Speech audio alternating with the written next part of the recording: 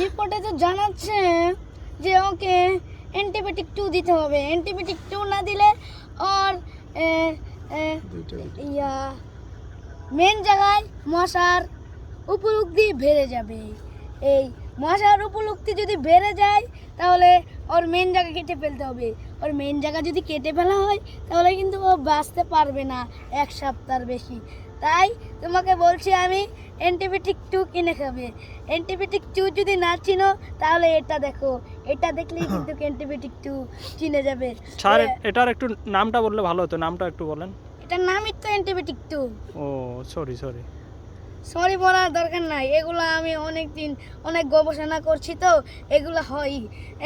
Antibiotic 2 এর পর হবে সিরাপটা খেতে হবে প্রত্যেক দিন একবার করে। এই সিরাপটা খেলে আপনার মশাটা মেন জায়গা থেকে চলে যাবে, মুখ দিয়ে বার হয়ে যাবে, বুঝতেছেন? এখন হলো